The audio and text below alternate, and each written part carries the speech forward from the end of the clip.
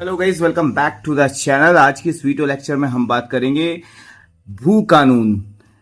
उत्तराखंड के भू कानून का इतिहास हम जानेंगे और हम जानेंगे कि कैसे उत्तराखंड में लैंड का डिस्ट्रीब्यूशन होता है और पहले कैसे होता था, क्या इसकी क्राइटेरियाज है, ठीक है, और कौन सा पर्सन उत्तराखंड में कितनी जमीन ले सकता है और किस पर्पस के लिए ले सकता है। तो ये सारी चीजें जानेंगे हम आज की वीडियो में, तो बने रहिए मेरे प्यारे साथियों।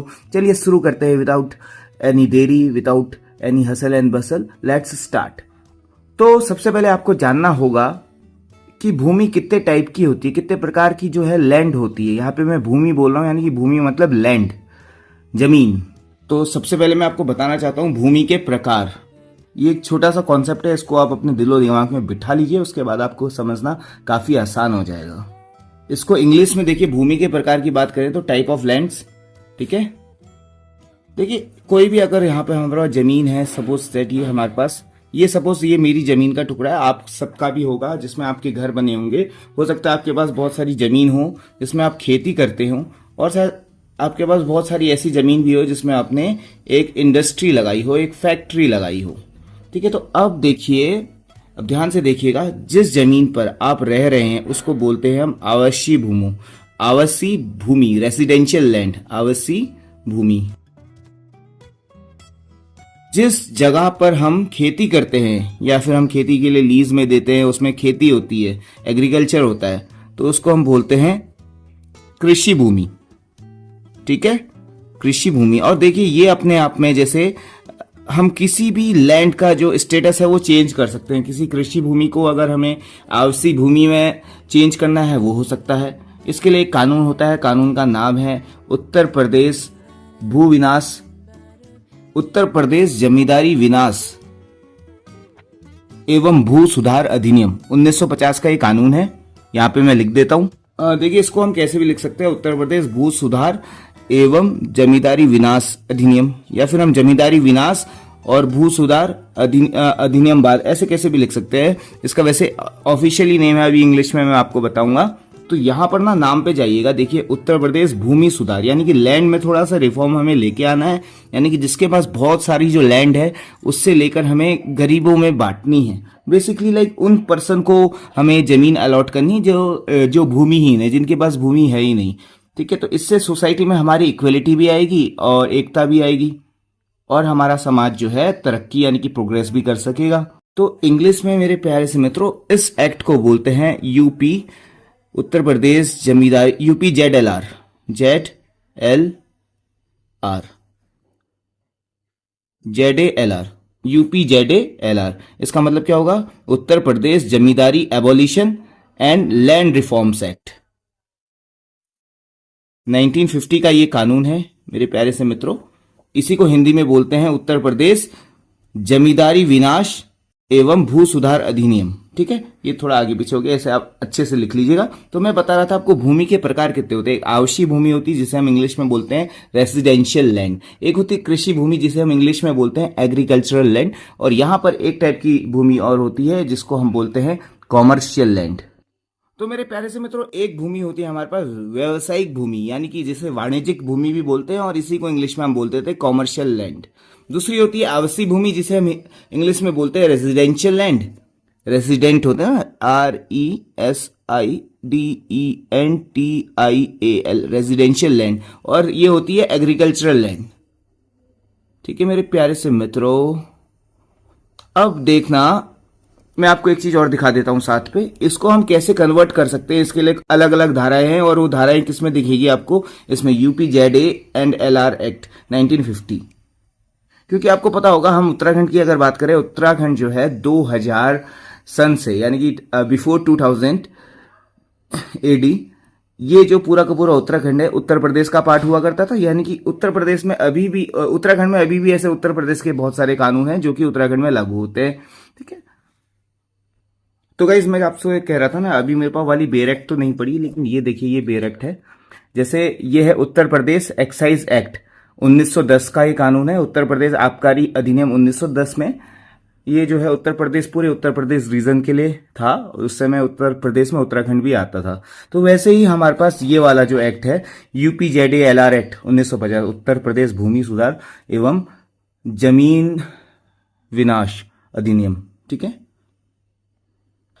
मतलब उत्तर प्रदेश जमींदारी विनाश एवं भू सुधार अधिनियम, ये वाला जो एक्ट है, उसके तहत हमारे पास कुछ सेक्शंस हुआ करते थे जिसे आप कानूनी भाषा में जानते हैं, जैसे कि सेक्शन 143। इसमें क्या होता है गाइस, इस पे क्या होगा कि जो हमारे पास अगर कोई कृषि भूमि है उसको हमें आवासीय भूमि में चेंज करना है। अब देखिए मैं ये क्या कह रहा हूं कि हमारे पास तो सारी की सारी जो है भूमि, पहले अगर अभी की हम अगर बात ना करें, पहले की बात करें, ठीक है, आज़ादी से भी पहले की, तो हमारे पास बहुत सारी ऐसी भूमि हुआ करती थी जिसमें एग्रीकल्चर लोग करते थे। यानी कि उस समय हमारे पास इतनी टेक्नोलॉजी थी नहीं और हम सिर्फ खेती जानते थे।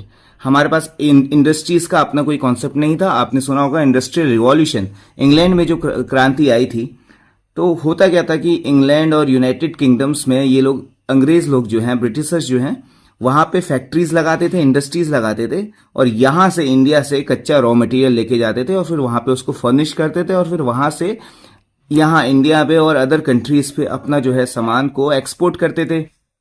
तो गाइस मैंने आपको जो अभी बताया कि सेक्शन 143 जो UP zamindari abolition and land reforms act 1950 का है, वो क्या कहता है, लीगली एक टूल है, जो भी लैंड ओनर है उसको एक राइट देता है कि जो भी एग्रीकल्चर लैंड है उसके नाम पे, उसको किस में कन्वर्ट कर सके, नॉन एग्रीकल्चर लैंड में, ठीक है। तो नॉन एग्रीकल्चर लैंड क्या हो सकती है, आवासीय भूमि, यानी कि रेजिडेंशियल लैंड भी नॉन एग्रीकल्चर, जिसमें तुम एग्रीकल्चर नहीं कर रहे हो। दूसरी व्यावसायिक या फिर वाणिज्यिक भूमि, यानी कॉमर्शियल लैंड, जिसमें हम तुम क्या कर रहे हैं कि मॉल खोल दे रहे हैं, हम कोई फैक्ट्री लगा दे रहे हैं जिससे हमें कॉमर्शियल पर्पस के लिए उस चीज को यूज कर रहे हैं।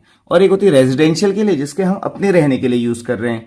तो बेसिकली सेक्शन 143 हमारे इस एक्ट का बोलता है कि जो भी एग्रीकल्चर लैंड है उसको हम क्या करेंगे, नॉन एग्रीकल्चर यूज के लिए, चाहे फिर वो रेजिडेंशियल हो, ठीक है, कॉमर्शियल हो या इंडस्ट्रियल हो, ठीक है, उस चीज के लिए हम क्या करेंगे, उसमें कन्वर्ट कर देंगे। तो सेक्शन 143 जो है उसके अंदर ये प्रोसेस शुरू होता है कभी। और ये जो पावर होती है एसडीएम के पास होती है।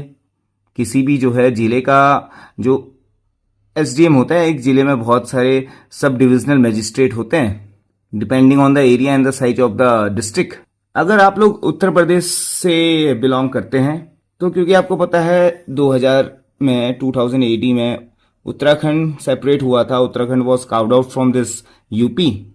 सो अभी आपको जो प्रोविजन देखने के लिए मिलेगा वो आपको सेक्शन 80 के अंदर देखने के लिए मिलेगा। सेक्शन 80 काहे का, सेक्शन 80 जो है UP revenue code, UP Uttar प्रदेश रिवेन्यू कोड, क्योंकि ये जमीन से जितने भी संबंधित मैटर हैं ये रिवेन्यू मैटर्स हैं, क्योंकि रिवेन्यू इकट्ठा होता है ना जमीन से। तो यूपी रिवेन्यू कोड 2006 कि सेक्शन 80 में आप जाएंगे तो आपको सेम चीज मिलेगी, ठीक है, जिसको हम 143 कन्वर्जन बोलते हैं। कॉमनली सभी लोग 143 कन्वर्जन से जानते हैं इस धारा को।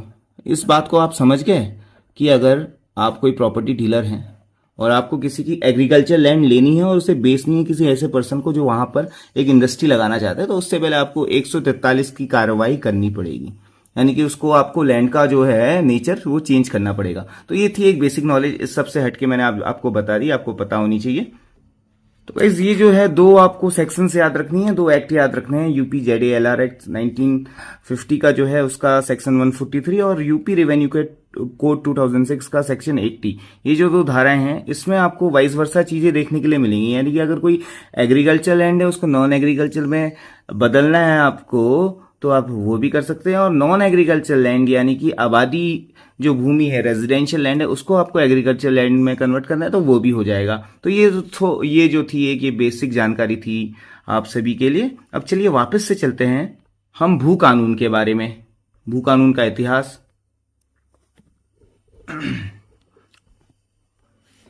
तो इतनी चीज अगर आपको समझ में आई तो देखिए, जो पहले प्राचीन समय से भी ऐसा माना जाता है कि जो पूरी की पूरी, मान लीजिए ये हमारा उत्तराखंड है, आप उत्तराखंड स्पेसिफिक के बारे में बात कर रहे हैं, ठीक है, तो ये जो है पूरा का पूरा जो भी यहाँ का राजा होगा, जैसे आपको पता है कि उत्तराखंड 2 मंडलों में डिवाइडेड है। इधर वाला जो है आपका राइट हैंड साइड, उसे हम बोलते हैं कुमाऊं मंडल, और इधर बोलते हैं हम गढ़वाल मंडल। अब गढ़वाल के जो भी राजा हुआ करते थे, बेसिकली आप जानते होंगे कि गढ़वाल में पवार वंश का शासन हुआ करता था, ठीक है, और कुमाऊं में चंद्रवंश का शासन हुआ करता था। तो इनसे जो प्रथाएं चली आ रही थी, जैसे आज हम चीफ मिनिस्टर बोलते हैं किसी भी स्टेट का, तो उस समय पवार वंश के जो राजा हुआ करते थे वही चीफ मिनिस्टर हुआ करते होंगे अपने इस लैंड के, और चंद्रवंश के जो भी थे वो भी जो है अपने भूमि के पूरे राजा होते होंगे। अब सारी जमीन अगर राजा की है तो भूमि का स्वामी कौन है? भूमि का स्वामी यानी कि ओनर ऑफ द लैंड, पूरा एंटायर लैंड किसकी हो जाएगी? वो राजा, यानी कि किंग। अब राजा कौन थे वो आपको पता है, आपने पढ़े होंगे पवार वंश में और चंद्र वंश में, ठीक है। तो अभी उनकी भी एक क्लास हम लेंगे फॉर द टाइमिंग। अभी आप इतना समझिए कि जो पूरी की पूरी जमीन है उसका ओनरशिप किसके पास रहती थी? राजा को। अब राजा के पास अगर कोई चीज है, अगर मान लीजिए मैं राजा हूं, या आप समझ लीजिए आप राजा हैं, आप किंग हैं अपने क्षेत्र के, तो आपके पास सारी जमीन आपकी है। आप उस जमीन का क्या करेंगे? आप खाएंगे तो नहीं, उसको आप क्या कर सकते हैं कि किसी और को दे सकते हैं, ताकि वो भी खुश हो जाए और उसके जो है जीवन यापन हो सके। सो इसलिए आप क्या कर देंगे? उस भूमि को अलॉट कर देंगे किसी दूसरे पर्सन को। अब वो अगर आप किसी पर्सन को अलॉट कर रहे हैं तो आपका एडमिनिस्ट्रेशन अच्छे से चलेगा, है ना, क्योंकि आप या तो पैसे दे सकते हैं या फिर भूमि दान कर सकते हैं। प्राचीन समय में भूमि दान का जो है प्रचलन वो काफी रहता था, यानी कि जितने भी हमारे मिलिट्री सिपाहीज वगैरह हैं, जितने भी वीर सैनिक हैं हमारे देश के, उनको भी क्या कर दिया जाता था? ये भूमि अलॉट कर दी जाती थी, यानी लैंड अलॉट कर दिया जाता था उनके कार्य के बदले। और वैसे जितने पुरोहित वगैरह हैं, पंडित वगैरह हैं, ब्राह्मण्स वगैरह हैं, वो भी अपने जो है कार्य के लिए उनको जो है राजा लैंड ग्रैंड कर देता था। तो अब यहां पर टेक्निकल जो है चीजें वो समझिएगा। एक जो भूमि है वो राजा दान में दिया करता था। अब किन किन को दान में दिया करता था अभी थोड़ी देर में बात करेंगे। और ये जो राजा दान में जो जमीन देते थे वो कुछ विशेष परिस्थितियां हुआ करती थी। अब देखिए जो है पंडित जी को अगर हम कोई भूमि दान में दे रहे हैं, उस भूमि को क्या कहते हैं? ये उत्तराखंड में धड़ल्ले से एग्जाम में पूछे जाते हैं। अगर किसी सैनिक को हमने उसकी बहादुरी के लिए हमने कोई लैंड जमीन पर दी है, लैंड ग्रांट की है, तो उसको क्या कहेंगे? ये भी आपको पता होना चाहिए। तो जैसे मैंने आपको बताया कि दान में अगर भूमि दी जाती थी, तो समझिए अगर किसी पंडित जी को दी जा रही है, कोई धार्मिक कार्य के लिए अगर किसी को भूमि प्रदान की जा रही है, तो उस भूमि को बोलते थे, क्या बोलते होंगे आप बताइए, ठीक है। और जो कोई सैनिक है उसकी सिपाही के लिए मतलब उसकी वीरता के लिए अगर किसी सिपाही को, किसी भी आर्मी कमांडर को अगर कोई भूमि प्रदान की जाती थी, गिफ्ट की जाती थी, ग्रांट किया जाता था, तो उस भूमि को बोलते थे रौद भूमि, ठीक है। ये उत्तराखंड के पीसीएस वगैरह में धड़ल्ले से पूछे जाते हैं, तो आप आराम से इसको कर सकते हैं और इसे समझिएगा कि रौद भूमि किसे कहते जाते हैं? दान में दी जाने वाली भूमि। किसको दान में दी जाने वाली भूमि? वो भी सिपाहियों को, यानी कि आर्मी सोल्जर्स को, उनकी वीरता के लिए, फॉर दियर ब्रेवरी। और यहीं पर अगर हम जो है धार्मिक कार्यों के लिए अगर भूमि दान में करेंगे, दान देंगे, कोई पुरोहित को दान देंगे, तो उसको बोलते थे क्या? गूढ़ भूमि। यहाँ पे मैं लिख दे रहा हूं ताकि आप जो है अच्छे से यहाँ से लिख सकें। अभी मेरे पास ये कॉपी वाला सिस्टम है, तो अभी पहले इसी में देखते हैं आप लोग का कैसा रिस्पॉन्स मिलता है। तो ओवरऑल मैं कह रहा हूं कि दान में, राजाओं द्वारा दान में की गई भूमि को विभिन्न नामों से जाना जाता था। जैसे मंदिरों के लिए दी गई भूमि को गूढ़ भूमि कहा जाता था, और सैनिकों को दी गई भूमि को रौद भूमि कहा जाता था।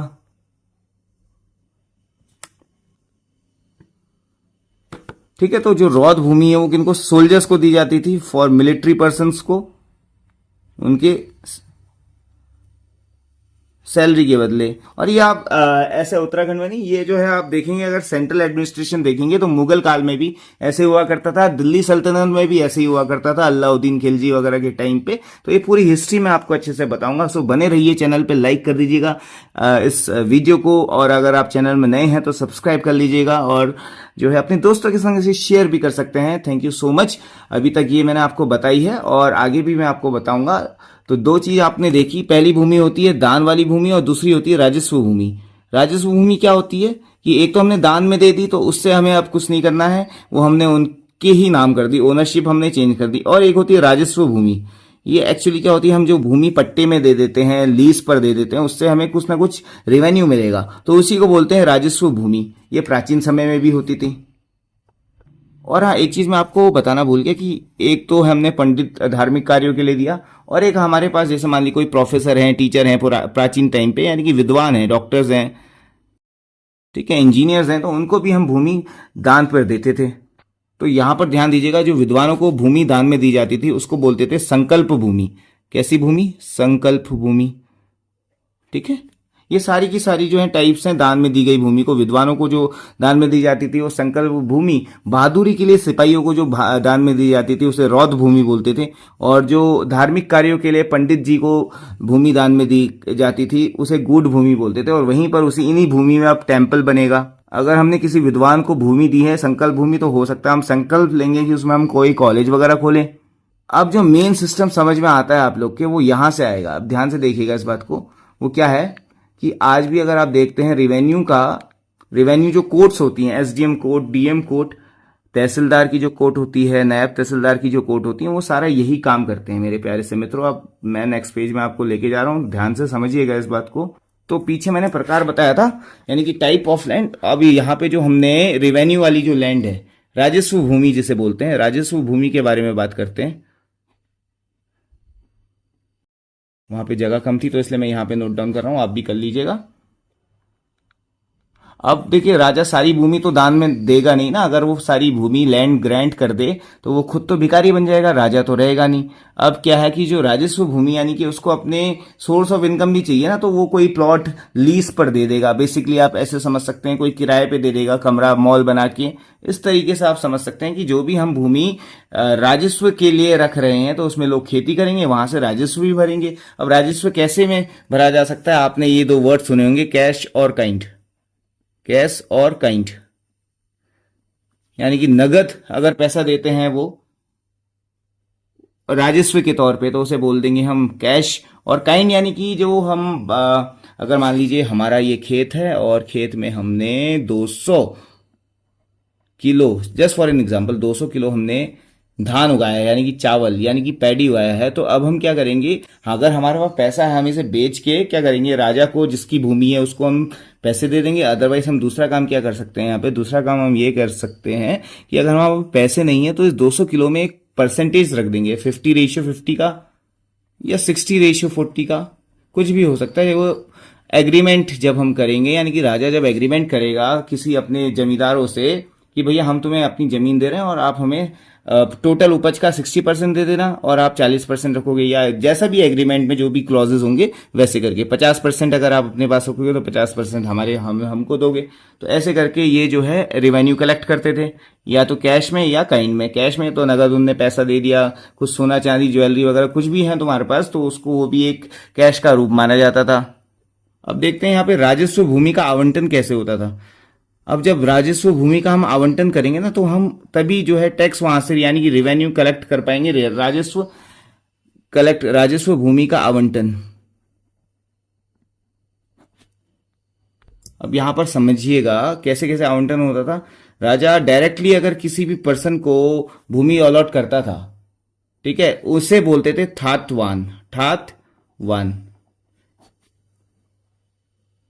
और वहीं पे यहां पर खेल समझिएगा, यानी कि मैं अगर राजा हूं, मैंने किसी को अपनी भूमि जो है, यानी कि लैंड हमने ग्रांट की है, ग्रांट नहीं, हमने बेसिकली किसी को दी है, उसको हमने ठाटवान बोला। यानी कि उस समय जो है जमींदार, आप आज के जो जमींदार होते हैं बड़े बड़े लैंड लॉर्ड, तो उन्हीं को हमने क्या बोल दिया, ठाटवान। हम बोलते हैं, उनके लिए डायलॉग भी है कि आपके तो बड़े ठाठ हैं, यानी कि आपके बड़े मजे हैं। अब ये क्या करेगा, पूरी समझ लीजिए जैसे ये लैंड है, यहाँ पर ऐसे समझिएगा, ये जो पूरी जमीन है ये मेरे नाम पे है, मैं राजा हूं।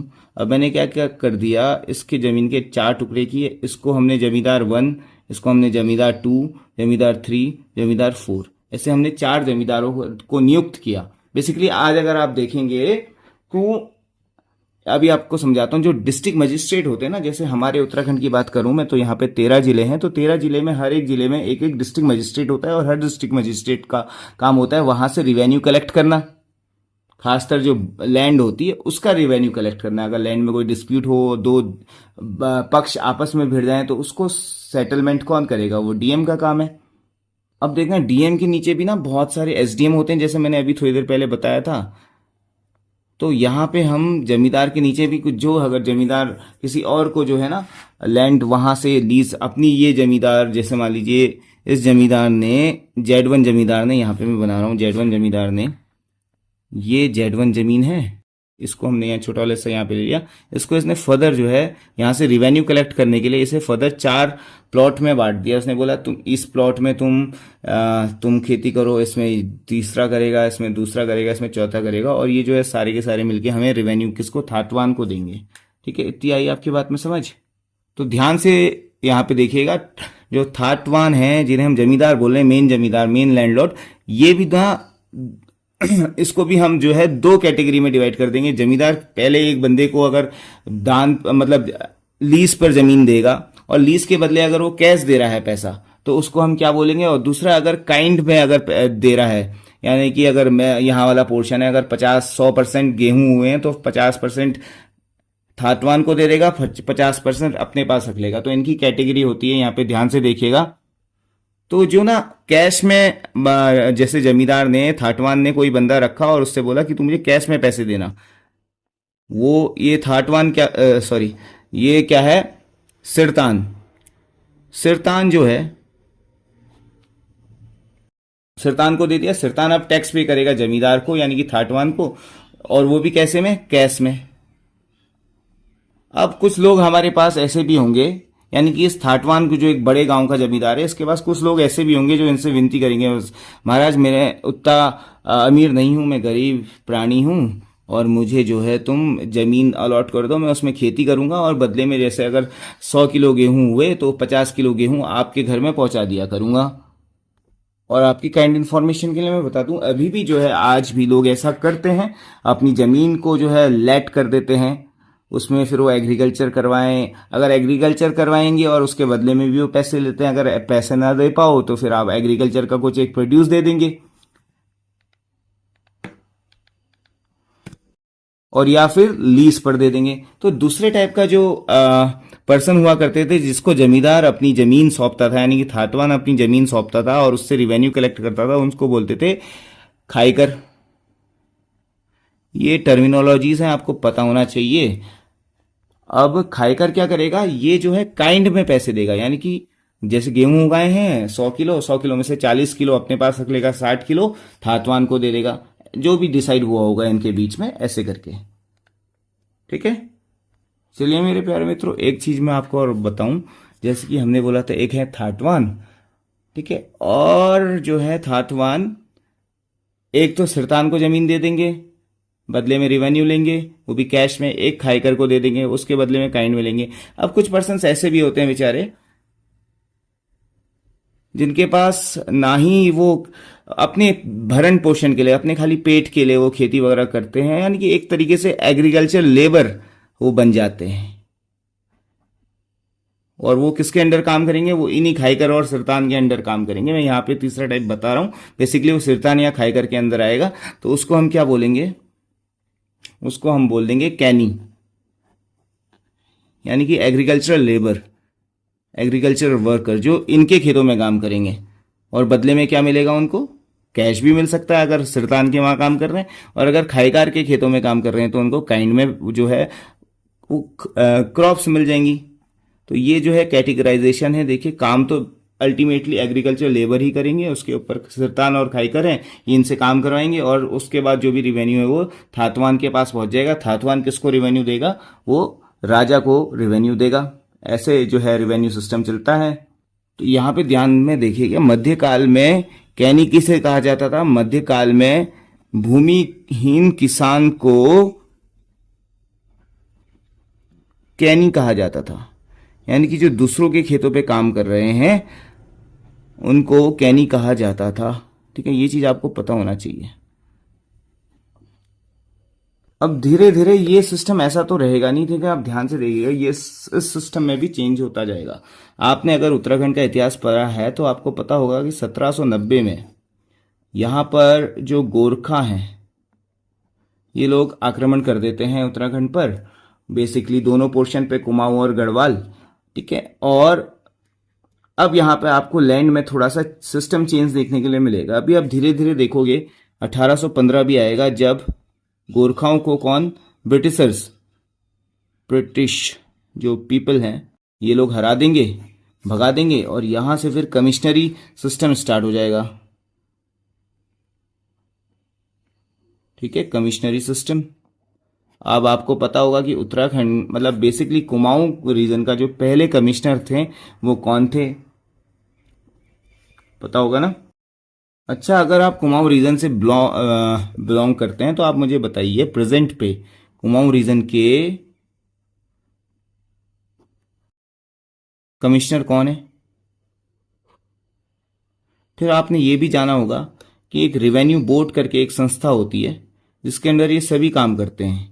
रिवेन्यू बोर्ड उत्तराखंड की टॉपेस्ट बॉडी है रिवेन्यू कलेक्ट करने के लिए। ठीक है, इनका एक अपना ग्रुप होता है, अपना पैनल होता है, वो बात अभी आपको मैं बताऊंगा। फिलहाल जो है हम बात कर रहे थे उत्तराखंड में जो भू कानून है, अभी आपको देखने के लिए मिलेगा कि कोई बाहरी व्यक्ति जो है वो 500 वर्ग मीटर जमीन खरीद सकता था, फिर उसकी जो है लिमिट चेंज हो गई, वो 250 वर्ग मीटर खरीद सकता है। उसके बाद कभी ऐसा भी समय होता था कि बाहरी जो व्यक्ति हैं वो कितनी भी जमीन खरीद सकते थे, उन पे कोई ऐसा लिमिट था नहीं। तो ये चीज़ अभी मैं थोड़ी देर में आपको बताऊंगा। उससे पहले मैं आपको बता रहा था कि इसका जो है कैसे कैसे यहाँ पे सिस्टम चेंज होता रहा। तो मेरे प्यारे से मित्रों, अभी जो कुमाऊं कमिश्नर है मैं आपको बता देता हूँ, वो हैं दीपक रावत जी। ठीक है, और अभी आपको थोड़ी देर में मैं आपको ये भी बताऊंगा कि उत्तराखंड में बेसिकली गढ़वाल रीजन में कैसे जमीनों का क्लासिफिकेशन किया गया है, किस किस नाम से प्राचीन समय में इनको जानते थे जमीनों को। तो एक बार आप ये मैप देखिए, मैं आपको दिखाता हूँ। ठीक है, ये अभी थोड़ी देर में दिखाऊंगा मैं। प्राचीन उत्तराखंड है जब गढ़वाल में बहुत सारे ऐसे छोटे छोटे वो हुआ करते थे, और जैसे कि रिवर वैलीज हुआ करती थी। बेसिकली आप यहाँ पे देख पा रहे हैं ये बंगाण वाला क्षेत्र है, उत्तरकाशी का बिल्कुल नॉर्दर्न पोर्शन। ठीक है, और देहरादून का भी पूरा नॉर्दर्न पोर्शन। फिर आपको एक पर्वतीय क्षेत्र यहाँ पर देखने के लिए मिलेगा, फिर रवाई क्षेत्र देखने के लिए मिलेगा, गंगाण क्षेत्र भी देखने के लिए मिलेगा। गंगाण बेसिकली किसे कहा जाता था, गंगाण को ही टकनौर बोला जाता था।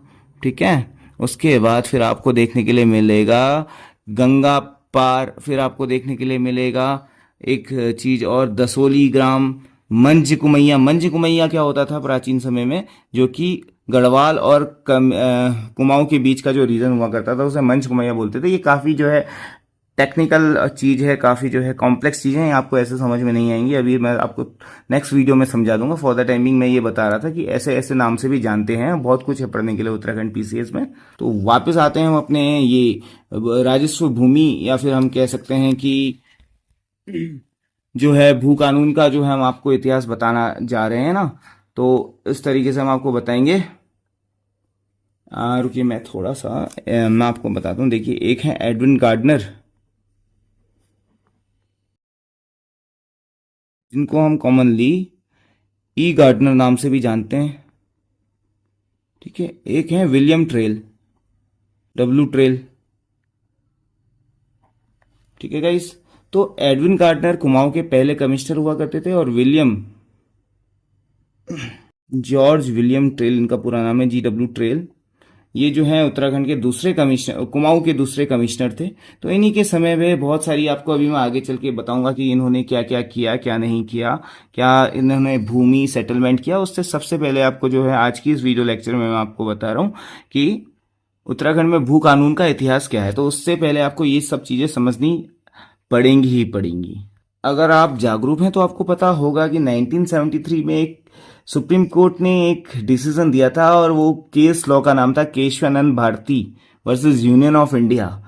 केरला में एक मठ था जिसके मठाधीश थे केशवानंद, उनके पास बहुत सारी जमीन थी। तो इंदिरा गांधी जी ने क्या किया कि से सारी जमीनों को ना बड़े बड़े लोगों से, अमीर लोगों से, यानी जिनके पास बहुत ज़्यादा ज़मीन है उनसे लेकर हम जो है सोसाइटी में डिवाइड कर दें। इनकी एक अच्छा ये स्टेप था समाज में इक्वलिटी लाने के लिए, समाज में समानता लाने के लिए।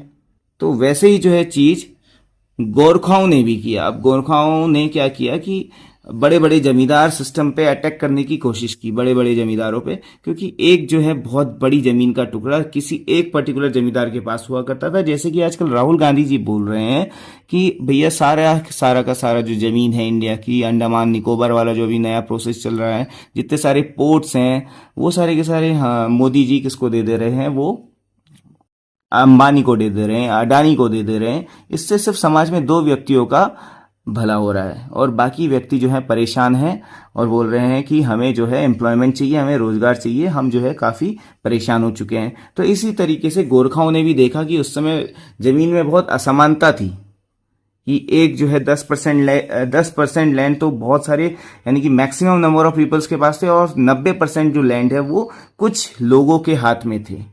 यानी कि एक बहुत बड़ा जमीन का टुकड़ा कुछ ही लोगों के पास था और बाकी जो 90% पॉपुलेशन थी उनके पास कुछ था ही नहीं, ना के बराबर। तो ऐसा होगा क्योंकि सोर्स कम है, सोर्स लिमिटेड है और पॉपुलेशन ज़्यादा है, तो अब संघर्ष तो दोनों के बीच में कन्फ्लिक्ट तो होगा ही होगा। इससे क्लास बनेंगी, सोसाइटीज़ बनेंगी, डिफरेंट डिफरेंट कास्ट्स को प्रमोशन मिलेगा। तो मैं क्या कह रहा हूँ कि जो भी पूरा जो राजा महाराजाओं ने सिस्टम किया था कि जमींदारी सिस्टम, थातवान सिरतान खाएकर, इसको पूरा का पूरा जो है मिटा देने के लिए, इसको नामो निशान मिटा देने के लिए गोरखाओं ने प्रयास किया। यहाँ पर ना टाइम पीरियड भी मैं आपको बता रहा हूँ, ये चीज़ यहाँ पर मैं ऐसे ही बता रहा हूँ आपको। ये कुमाऊँ कमिश्नर थे, कुमाऊँ के पहले कमिश्नर एडविन गार्डनर और कुमाऊँ के दूसरे कमिश्नर जॉर्ज विलियम ट्रेल। अभी इनके बारे में मैं आपको बताऊंगा। फॉर द टाइमिंग मैं आपको बता रहा था क्या कि कुमाऊं पर गोरखाओं ने करीबन करीबन 25 वर्ष राज किया है और वहीं पर गढ़वाल पर करीबन करीबन 10 वर्ष तक गोरखा शासन रहा है। यानी कि नेपाली गवर्नमेंट चला रही थी हमारे उत्तराखंड को। अब क्योंकि आपको पता है सरकार गोरखा सरकार है, तो अभी दोबारा से क्या करेंगे, भू कानून लेके आएंगे और जो है जमीनों का अलॉटमेंट दोबारा से कर देंगे। तो यही सब चीजें हुई थी 1815 के आने आने तक। और ब्रिटिशर्स और एंग्लो, हम कह सकते हैं कि Anglo Gorkha war, Anglo Nepalese war, ये सब चल रहे थे, जिसमें 1815 में इनकी हार हो गई गोरखाओं की और 1816 में एक ट्रीटी होती है जिसे हम कॉमनली जानते हैं सुगौली की ट्रीटी, ट्रीटी ऑफ सुगौली।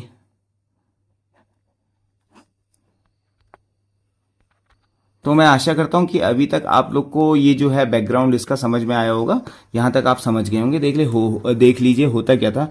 ये मैंने उत्तराखंड बनाया है और यहाँ पर हमने ये छोटा सा बना रहा हूँ, ये हमने कुमाऊँ रीजन बना दिया, ये गढ़वाल रीजन बना दिया।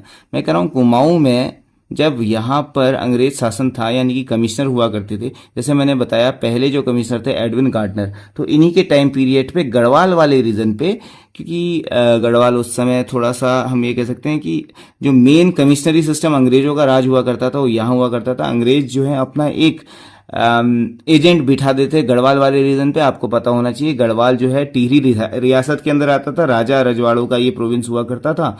तो अब यहाँ पे अंग्रेज अपना एक एजेंट बिठा देते। पहला जो एजेंट बिठाया अंग्रेजों ने उनका नाम था GW ट्रेल। यानी कि जब एडविन गार्डनर यहाँ कुमाऊं में कमिश्नर थे तो हम ये कह सकते हैं कि उप कमिश्नर या फिर क्या बोलते हैं कमिश्नर की जो एक डेप्यूटी कमिश्नर, वो कौन थे, वो GW ट्रेल थे, जॉर्ज विलियम ट्रेल। ठीक है, इस तरीके से ये चीज आपके लिए जो है बेसिक इन्फॉर्मेशन थी, आपको जानना बहुत ज्यादा जरूरी था। चलिए आगे बढ़ते हैं। तो साल आया 1815 1816 का, जैसे मैंने अभी आपको बताया।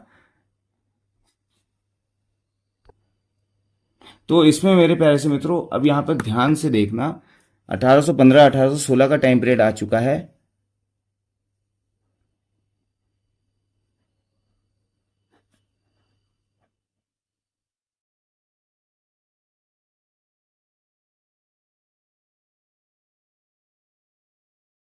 आंग्ल गोरखा वॉर जो है, एंग्लो गोरखा वॉर 1815 में हो जाता है करीबन करीबन। ठीक है, उसके बाद फिर ऐसा एक बहुत बड़ा सा इसका अपने आप में हिस्ट्री ज्योग्राफी सभी है यहाँ से। फॉर द टाइमिंग अभी आप जो है समझ रहे हैं क्या, भू कानून, उत्तराखंड में जो भू कानून है उसका हिस्टोरिकल बैकग्राउंड और कैसे कैसे जो है हमें भू कानून लेके आने की नीड पड़ी और क्यों हम लेके आ रहे हैं, ये चीज आपको पता होना चाहिए। तो जब ये वॉर खत्म होते हैं ना, एंग्लो गोरखा वॉर होता है, एक ट्रीटी होती है जैसे मैंने आपको बताया 1816 में, ट्रीटी ऑफ सुगौली। सुगौली जो है एक जगह है बिहार में। अगर आपको यकीन नहीं आ रहा है तो आप चेक कर सकते हैं। Sugauli is a place at Bihar. तो प्रेजेंट डे जो चंपारण का जिला है ना गाइस, चंपारण, ये बिहार का एक जिला है। यहाँ पर एक जगह है सुगौली, यहीं पे एक ट्रीटी होती है अंग्रेजों और गोरखाओं की। टू बी मोर स्पेसिफिक 4 मार्च 1816। ठीक है। और यहाँ पर जो है ब्रिटिश एडमिनिस्ट्रेशन शुरू हो जाता है कुमाऊं रीजन में, ब्रिटिश प्रशासन। और उसी के तहत आज हम जो देखते हैं व्यवस्था, डीएम, एसडीएम, कमिश्नर, है ना, एडमिनिस्ट्रेशन, पटवारी, लेखपाल, तो ये सब जो है यहाँ से 1815 से शुरू हो जाता है कुमाऊं रीजन पे। ध्यान देना कि यहाँ पर ना जमीन का जो विवाद है, जैसे कि जमींदारों से छीन कर कैनी को दे दी, कैनी was landless labour, landless agriculture worker. तो अब यहाँ पे क्या होगा, जमींदार बोलेंगे कि हमारे पास ये जमीन हमारी थी पहले, और गोरखाओं ने जबरदस्ती जो है क्या किया, कैनियों को दे दी। अब ब्रिटिश एडमिनिस्ट्रेशन में जो भी कमिश्नर्स आएंगे उनका काम यही होगा, लैंड सेटलमेंट करवाना। ठीक है। अब यहाँ पर होगी भूमि बंदोबस्त, लैंड सेटलमेंट। कौन करवाएगा, कैसे करवाएगा, वो सब आपको जानने के लिए मिलेगा। क्योंकि देखिए रिवेन्यू के पर्पज से तो हमने जमीन बांटी थी ना, राजाओं ने भी बांटी थी। अब क्या है कि रिवेन्यू आना बंद हो गया। अब हमने पता किया कि भाई रिवेन्यू क्यों नहीं आ रहा है, तो देखा गया कि जो है ऐसे बीच में कुछ ऐसे अनसोशल एलिमेंट्स हुए जिसमें जमीन की ओनरशिप किसी और की कर दी, पोजीशन किसी और का है, तो भाई अब हम क्यों दें, जो उसको ओनर है वही देगा। पोजीशन वाले बोले कि भाई जिसने ओनरशिप अपने नाम पे कैसे कराई, अब वो इसका रिवेन्यू देंगे। तो इसमें एक बहुत बड़ी दिक्कत आ रही थी ब्रिटिशर्स को रिवेन्यू कलेक्ट करने के लिए। तो ये क्या करते हैं, लैंड सेटलमेंट शुरू करवा देते हैं। लैंड सेटलमेंट मतलब क्या होता है, अभी मैंने आपको बताया था, भूमि बंदोबस्त।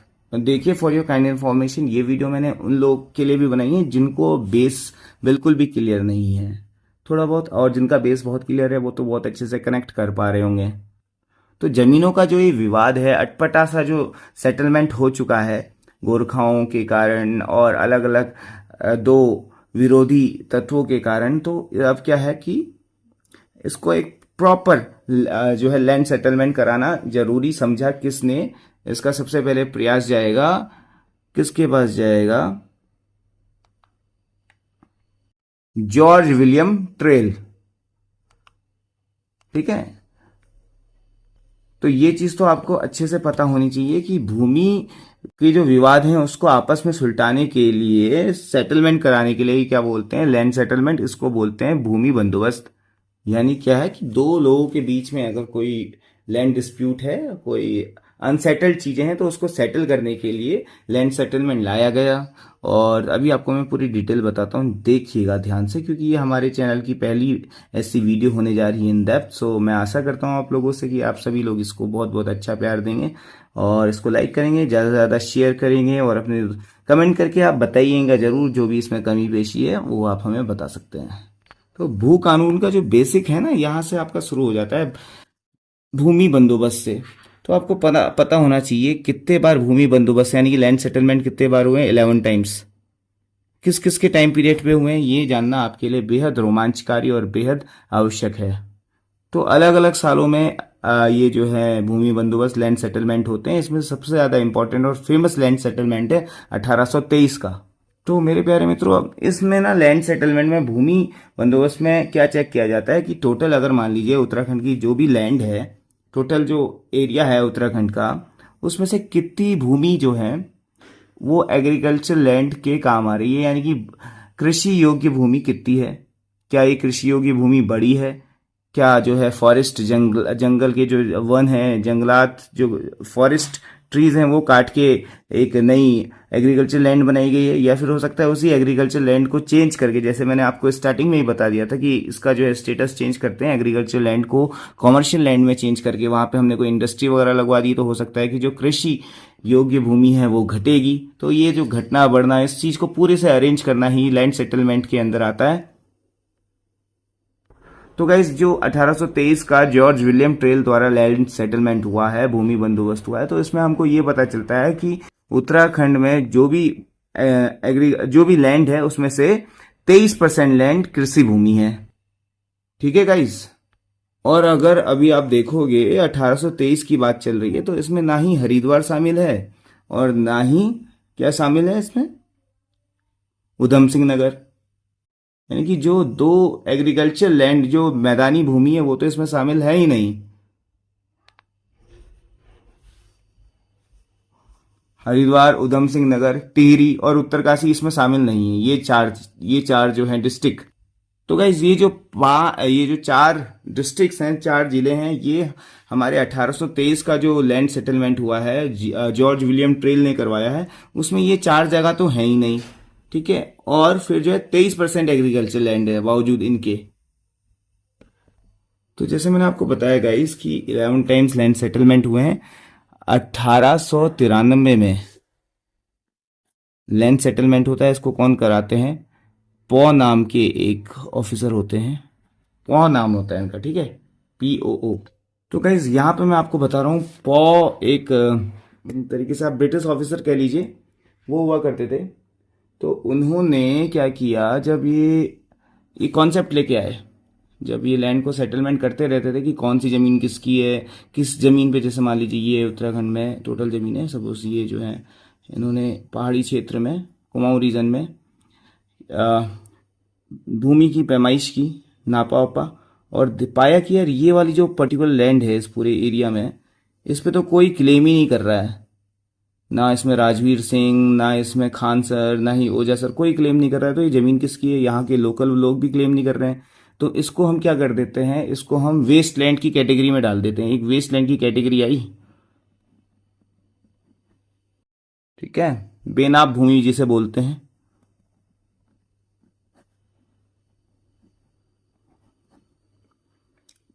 या फिर बंजर भूमि भी हम कह सकते हैं, जिसपे कोई क्लेम ही नहीं कर रहा है, जो खेती योग्य है ही नहीं।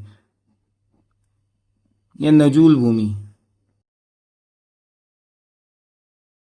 तो अगर कोई क्लेम नहीं कर रहा है, कोई एग्रीकल्चर नहीं हो रही है उस पे, तो उसको क्या है, ये सेटलमेंट करके हम किसका स्टेटस दे देंगे कि भाई ये जो है वेस्ट लैंड है।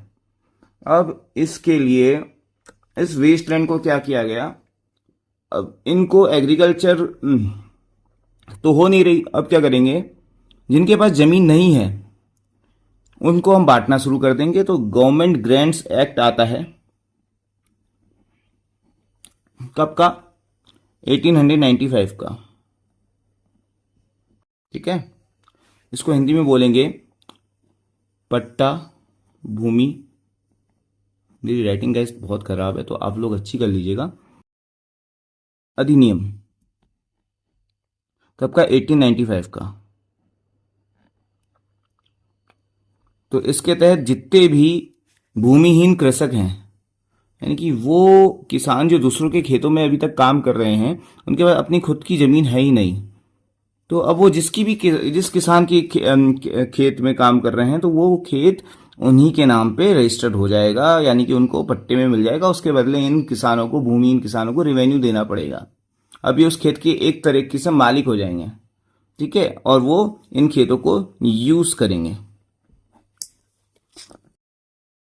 ठीक है गाइज। अब इस एक्ट के तहत जो कुमाऊं कमिश्नर हैं, KC, कुमाऊं कमिश्नर, KC मैं लिख रहा हूं, समझ जाइएगा,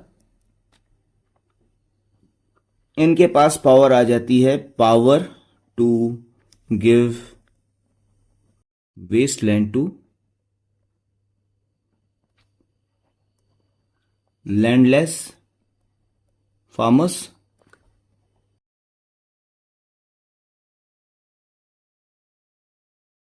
ठीक है। By the virtue of this act, by the virtue of this government grants act 1895। अब आप देखना, ये जो मैं आपको यहाँ पे बहुत इंपॉर्टेंट लाइन बताने जा रहा हूं,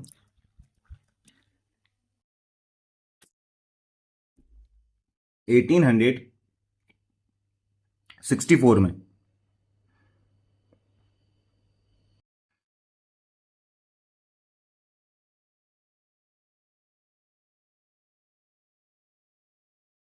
तो गाइज आपको पता होगा कि 1860 के आसपास एक कानून आता है, आ, वन अधिनियम। 1864 में वन विभाग बन जाता है, वन विभाग की स्थापना होती है, यानी कि फॉरेस्ट डिपार्टमेंट की।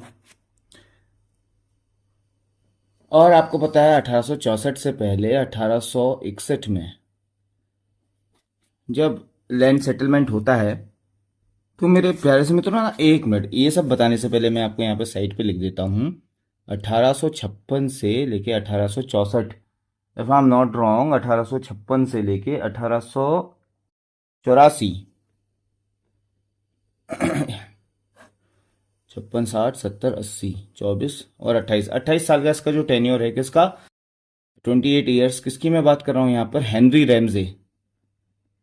Henry Ramsay, he was a polite commissioner, काफ़ी अच्छा कमिश्नर हुआ करते थे ये। तो इन्हीं के टाइम पीरियड पे गाइस 1864 में वन विभाग की स्थापना होती है। और इससे पहले यहाँ पर आप देखिएगा, हेनरी रैमजे के टाइम पीरियड पे अभी तक लैंड सेटलमेंट हो रहा था। अब यहाँ पे फॉरेस्ट सेटलमेंट भी होगा कि कौन कौन सी जो लैंड, कौन कौन सी जमीन वो वन विभाग को जाएगी, वो क्या कहलाएगी, फॉरेस्ट लैंड कहलाएगी। तो अब जैसे ही ना 1861 में फॉरेस्ट सेटलमेंट होता है, और हमने अभी देखा था कि यार बेनाम भूमि करके भी कुछ चीज होती है, बेनाम भूमि, ठीक है। ये बेनाम भूमि और जो है फॉरेस्ट यानी कि वन विभाग की जो जमीन है, ये दोनों साथ में मिलके क्या कहलाएंगी, they both will combinely together they will be called as सरकारी जमीन। इन्हीं को बोलेंगे कि ये गवर्नमेंट लैंड है, ठीक है। अब धीरे धीरे आप देखना जमीन का डिस्ट्रीब्यूशन कैसा होता रहेगा। तो यहाँ पर अच्छे से देखना कि जो जंगल की जो भूमि है, इसकी तो टोटली तरीके से ये सरकारी जमीन कहलाई जाने लगी। लेकिन जो बेनाम भूमि है उसमें से जो लैंडलेस लेबर्स हैं, लैंडलेस फार्मर्स हैं, उनको जमीन देनी शुरू कर दी गई थी, ठीक है। और जो जमीन बच गई लेबर्स को देने के बाद, वो जो जमीन बची वो और दिस जो जंगल की जमीन है, इसी को हम कंबाइनली क्या कहने लगे कि ये सरकारी जमीन है। तो ये जो सिस्टम चलता आ रहा था ना, अभी आपने देखा बेनाम भूमि भी हमारे पास आ गई, यहाँ पे वन भूमि भी आ गई हमारे पास, ये कंबाइनली कहलाने लगी सरकारी भूमि। और 1947 का टाइम पीरियड जब आता है, तो अब आपको पता है कि अभी तो ब्रिटिश गवर्नमेंट चल रही थी इससे पहले, अब जो है हमारी इंडियन गवर्नमेंट खुद की गवर्नमेंट बन जाएगी। उत्तराखंड में वो सारा जो एरिया है बेनाम भूमि है और जो वन भूमि के अंदर आती है, ठीक है। सिर्फ लाइट चलेगी गाइस, और यहाँ पे मुझे वीडियो बंद करनी पड़ेगी। Thank you so much for watching. और मैं ये बता रहा था कि यहाँ पे जो है वन भूमि और बेनाम भूमि दोनों मिलकर क्या है, सरकारी भूमि कहलाएंगी। और उसके बाद फिर इनका लैंड सेटलमेंट जो है होता रहेगा। अभी जो है ये लैंड सेटलमेंट काफ़ी समय से नहीं हुआ है, और इससे जो है हम कैटेगराइज कर सकते हैं कि कौन सा जो है किसी की पर्सनल या प्राइवेट प्रॉपर्टी है और कौन सी सरकारी भूमि है। Thank you so much for watching. अभी आपको मैं यहीं तक समझा रहा हूँ क्योंकि लाइट नहीं है। Thank you so much for watching, bye bye, have a good day. Hello guys, welcome back to the channel. आज की इस वीडियो लेक्चर में हम बात करेंगे